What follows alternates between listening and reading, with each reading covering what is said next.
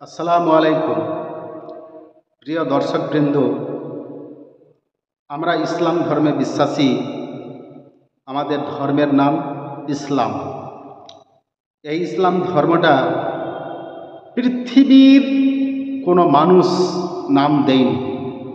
এই ধর্মের নাম স্বয়ং দিয়েছেন মহান সৃষ্টিকর্তা আল্লাহ রাব্বুল আলামিন। আমাদের ধর্মের নাম যে ইসলাম, এই ইসলাম নামটা পৃথিবীতে যত মুক্তি মহাদ্দেশ, আলেম উলেমা, পীর, ভণ্ডগিরি যত যা আছে, এরা কেউই দেয়নি। এই ইসলাম ধর্মটা নাম দিয়েছেন মহান আল্লাহ। এই পৃথিবীটাকে তিনি সৃষ্টি করেছেন। চন্দ্র, সূর্য, নক্ষত্র, তারা, পাহাড় পর্বত, নদী নালা, খাল বিল, জীবজন্তু সব কিছুকেই মহান সৃষ্টিকর্তা আল্লাহ রাব্বুল আলামিন সৃষ্টি করেছেন। আমাদের ধর্মটা মহান আল্লাহ যে দিয়েছেন, আমাদেরকে ধর্ম দিয়েই পৃথিবীতে প্রেরণ করেছেন। আমরা ইসলাম ধর্মে বিশ্বাসী এবং আল্লাহ যা কিছু সৃষ্টি করেছেন এবং যা কিছু পাঠিয়েছেন পৃথিবীতে, সব কিছুর উপরেই আমাদের বিশ্বাস। বিশ্বাসটা হচ্ছে ইমানের একটা অংশ। আমরা যে ইসলাম ধর্মে বিশ্বাসী, আমরা ইমানদার। এই ইমানের একটা অংশ হচ্ছে বিশ্বাস। আল্লাহ রাব্বুল আলামিন যে ধর্ম দিয়েছেন আমাদের, এই আল্লাহর ধর্মের শিকল দিয়ে আমাদের হাত পা সবই কিছু বাঁধা। কারণ আমাদের হাত পা এই ধর্মীয় শিকল দিয়ে যদি বাঁধা না থাকতো, তাহলে আমরা ধর্মের মধ্যে বিভিন্ন ধরনের আজে বাজে নিজের মতামত সবই কিছু আমরা সৃষ্টি করে দিতাম। এবং এই ধর্মীয় শিকল দিয়ে বাধা সত্ত্বেও আমরা যারা মুসলিম হয়ে এই ইসলাম ধর্মের উপর নানা কিছু সৃষ্টি করে দিচ্ছি এবং ধর্মীয় অংশ মনে করে আমরা পালন করছি। আর জোর গলা করে বলছি, এসব জিনিস যারা করবে না তারা মুসলিম নয়, আল্লাহর নবীর উম্মত নয়, নবীকে তারা ভালোবাসে না। যারা এসব জিনিস করবে না তারা নবীকে বিশ্বাস করে না, ধর্মকে বিশ্বাস করে না, মানে নিজে থেকেই সৃষ্টি করে আর এসব জিনিসগুলি প্রচার করছে। তো এখন আমরা সবাই জানি, সব আলেমদের মুখেও আমরা এই কথাটি শুনেছি, ইসলাম ধর্ম এখন পরিপূর্ণ। এই ইসলাম ধর্মের উপর কিছু পরিমাণ কিছু বাড়ানো যাবে না এবং কিছু কমানোও যাবে না, কিছু সৃষ্টিও করা যাবে না, কিছু বাদও দেওয়া যাবে না।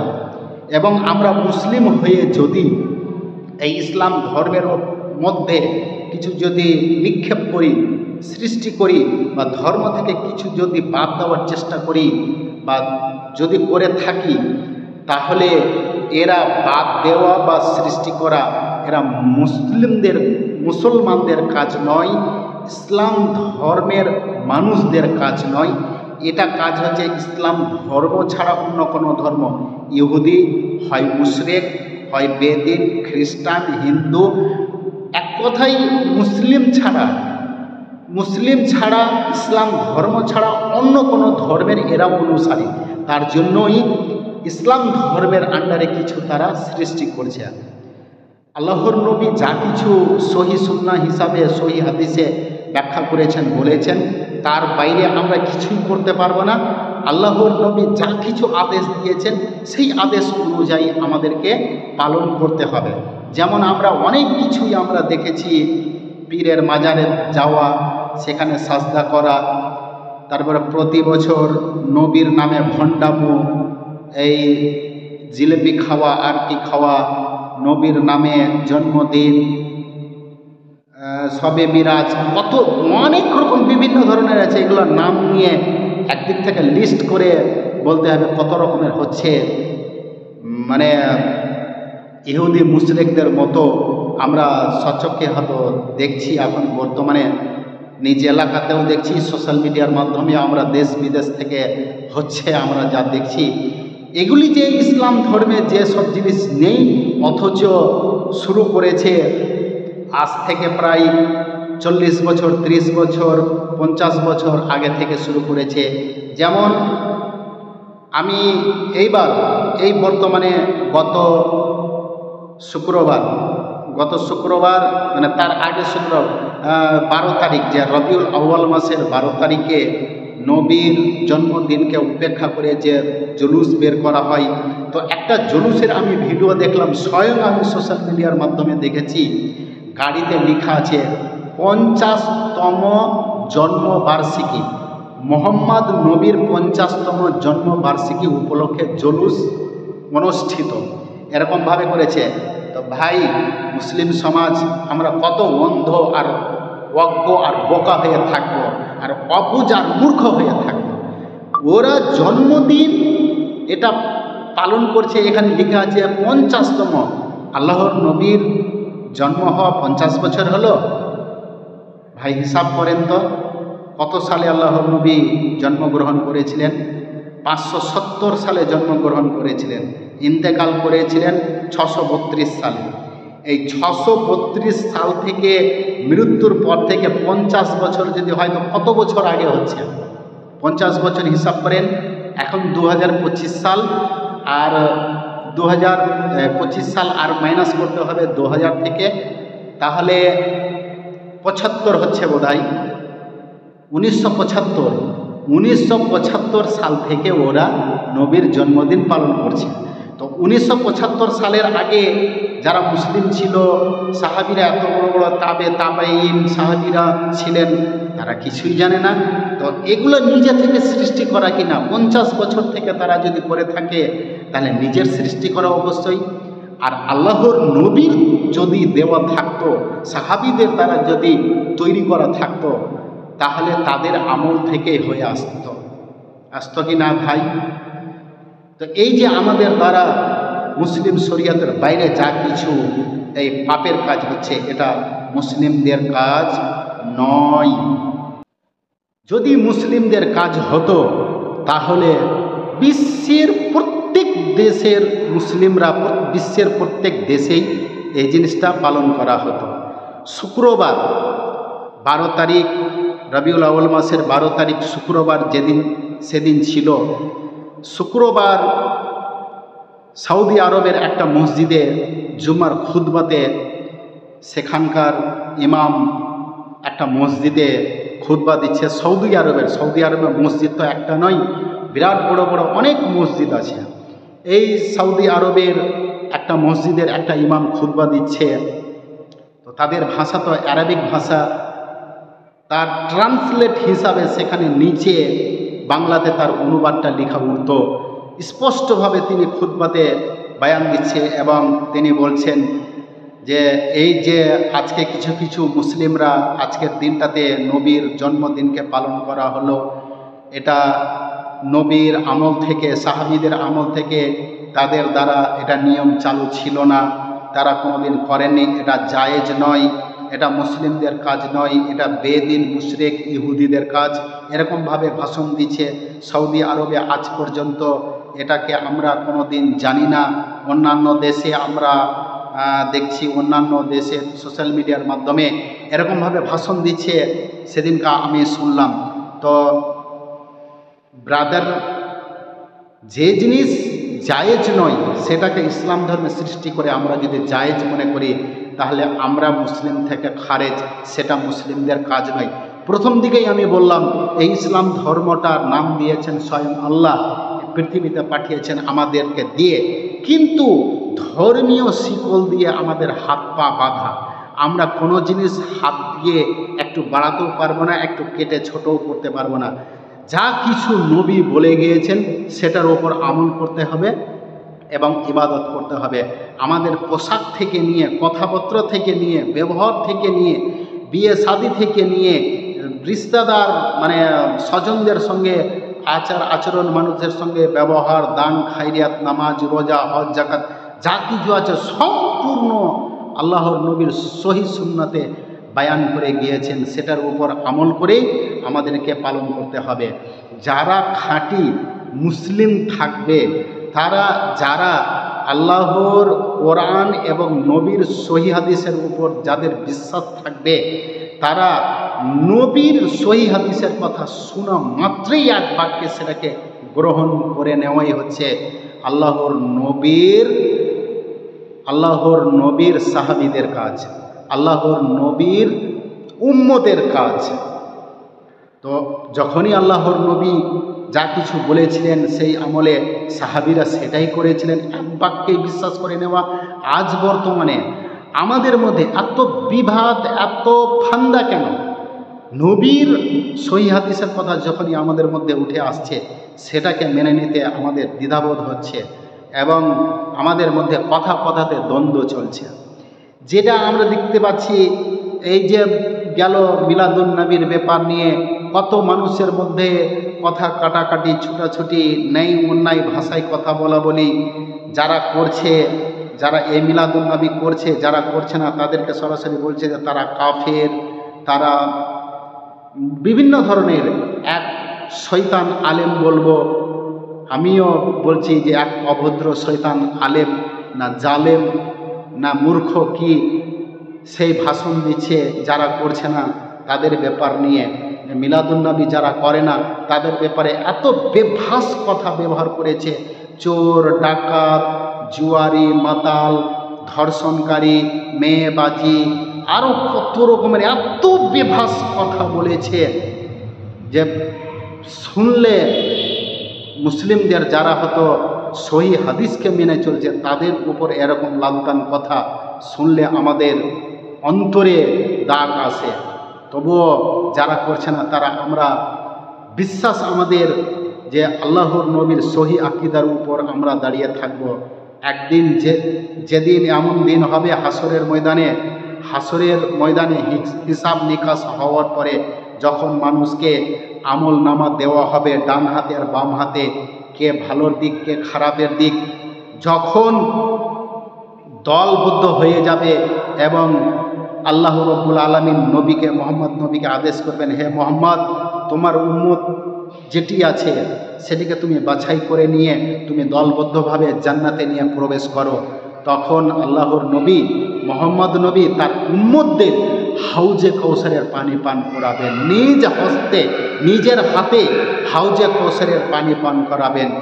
আর যখনই এই যে বেদিন মুশরিক ইহুদিদের মতো কাজ করনেওয়ালা এবং যারা সহিহ হাদিস মেনেছেন, নবীর বিশ্বাসের উপর করে নবীকে বিশ্বাস করে যেসব কাজ করেছেন তাদেরকে লান্তান বেভাস যখন কথা যারা বলছে, তারা যখন নবীর হাতের জল পান করতে আসবে তখন তাদেরকে ফেরেশতারা তখন বলবে, হে মোহাম্মদ, তুমি জানো না যে তোমার নামে এরা বেভাস এত অপবাদ রটিয়েছে, এ করেছে, লান্তান এটা সেটা যা করেছে সেগুলি কাজগুলি তখনকার নবীর সামনে ব্যাখ্যা করা হবে। তখন আল্লাহর নবী ধিক্কার দিয়ে তাদেরকে তাড়াবে, তোমরা আমার উম্মত নই, তাদেরকে হাউজে কৌসারের পানি পান করাবেন না। তখন তারা আফসোস করবে, আমরা কি অপরাধ অন্যায় কাজ করে আসলাম পৃথিবীর মাটি থেকে। এবং আমরা এটাও ভালো করে জানি যে হাসরের ময়দানে ৭৩টি দল হবে, ৭৩টি দলের মধ্যে একটি দল জান্নাতি হবে। আল্লাহর নবী মোহাম্মদ নবী সেই একটি দলকে সঙ্গে করে নিয়ে জান্নাতে যাবে। জান্নাতের ঘরের প্রথম চাবির তালা খুলে এবং সেই দলটাকে নিয়ে জান্নাতে প্রবেশ করবেন এবং ৭২টি দল যাবে জাহান্নামে। আমরা যা কিছু এই অপরাধ কাজ করছি ইসলাম ধর্মের উপর, আমরা এই পৃথিবীতে কিছু মানুষ আছে সহি আকীদা চলার মানুষ, তারা মানুষকে সাবধান শাসন করান এবং তাদের সাবধান তো দূরের কথা, তাদেরকেই উল্টো এমন বেভাস কথা গালিগ্লোজ দিয়ে থাকেন। সেদিন তারা ধরাও পড়বে, সেদিন পকড়াও হবে এবং যাদেরকে গালিগ্লোজ লান্তান কথা বলেছেন সেদিন সেই সব মানুষদেরকে আল্লাহর নবীর রাস্তাতে, আল্লাহর নবীর লাইনে দাঁড় করিয়ে জান্নাতে প্রবেশ করাবেন আল্লাহ তাআলা। তো আমরা পা থেকে মাথা পর্যন্ত কাপড় পরা থেকে নিয়ে সবই কিছু ব্যবহারের দিক থেকে আমাদের হাত পা সব ইসলামিক শিকল দিয়ে বাঁধা। আমাদের হাত পা আল্লাহর কোরআন এবং নবীর সহি হাদিসের শিকল দিয়ে বাঁধা। আমরা সেই দড়িটা, সেই শিকলটাকে, আল্লাহর কোরআন এবং নবীর সহি হাদিসের শিকলটাকে ধরে আমরা যদি জীবনযাপন করি, চলাফেরা করি, আমল করি, ইবাদত করি, তাহলে আমাদের পরিত্রাণ আছে। সবই কিছু ইসলামিক শরীয়তের উপর দিয়ে আমাদের চলতে হবে। নিজেই আমরা কিছুই সৃষ্টি করতে পারবো না। যেমন কাপড় পরার ব্যাপার নিয়ে মেয়েদের আছে পর্দা করে বরখা লাগিয়ে বাড়ি থেকে বের হতে হবে। যারা ইহুদি, মুশরিক, নাসারা, বেদিন আছে, তাদের কোনো ধর্ম নেই, তারা নিজে থেকে সব কিছু ইচ্ছা মতো, ইচ্ছাকৃত যা কিছু তা তারা সৃষ্টি করে, তৈরি করে ব্যবহার করে। তাদের কোনো ধর্ম নেই বলেই তো তারা ইসলাম শরীয়ত থেকে তারা খারিজ। তাদের মেয়েদের দেখতে পাওয়া যাবে রাস্তা পথে চলছে ছেলেদের মতো হাফ প্যান্ট এবং গেঞ্জি পরে, ছেলেদের মতো জিন্স প্যান্ট এবং গেঞ্জি পরে তারা এরকমভাবে রাস্তা পথে আমরা চলতে দেখি। তো তাদের কোনো ধর্ম নেই, ঈমান নেই বলেই তারা নিজে থেকে এসব জিনিস সৃষ্টি করে তারা ব্যবহার করছে। কিন্তু আমরা আমাদের মুসলিমদের হাত পা সবই কিছু আমাদের বাধা, আমরা একটা কিছু তৈরি করতে পারবো না। মেয়েদের যা কিছু আল্লাহ পোশাকের কথা বলেছেন সেই পোশাককেই ব্যবহার করতে হবে। তাহলে আল্লাহ বলেছেন যে তোমাদের জন্য আমি পরিত্রাণ রেখেছি এবং সুখময় স্থান রেখেছি। সবই কিছু এরকমভাবে আছে।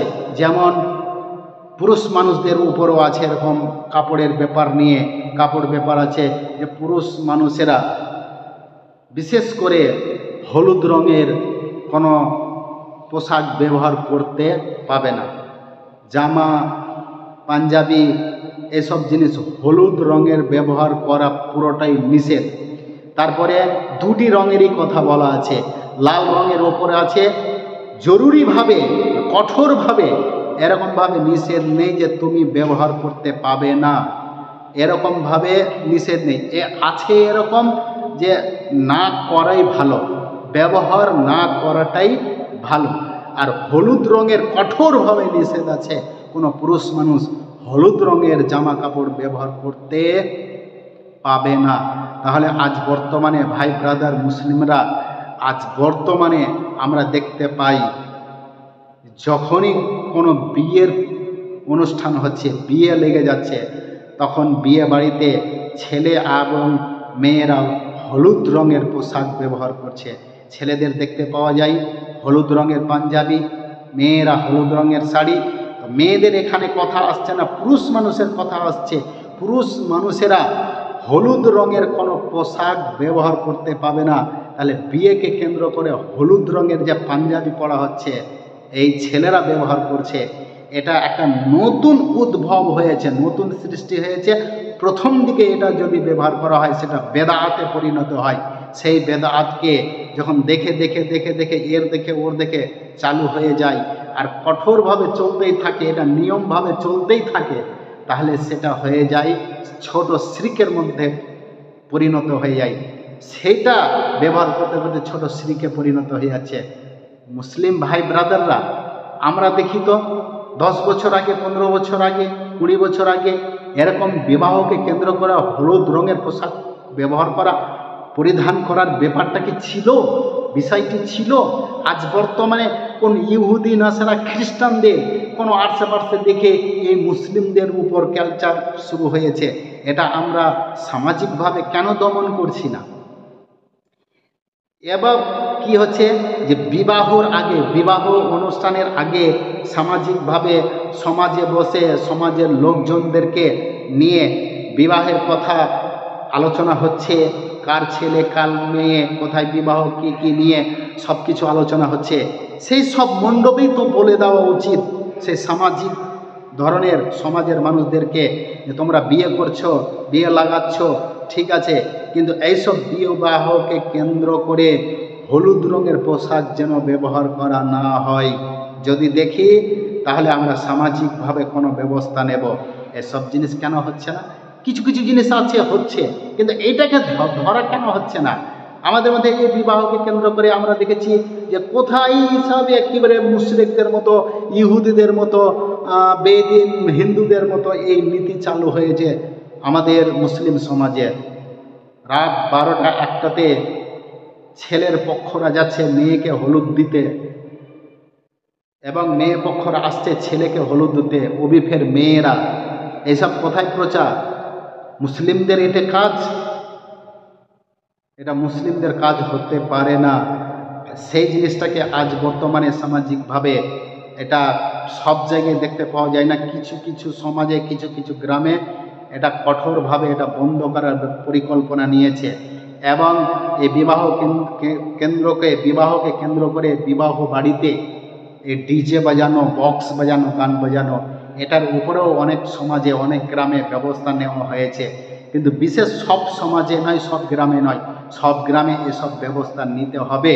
না হলে আমাদের মুসলিম সমাজের মধ্যে এই হাদিস কোরআন বিরোধী এবং সুন্নাতের বিরুদ্ধে এসব ইহুদি মুশরিকদের প্রথা চালু হয়ে যাচ্ছে।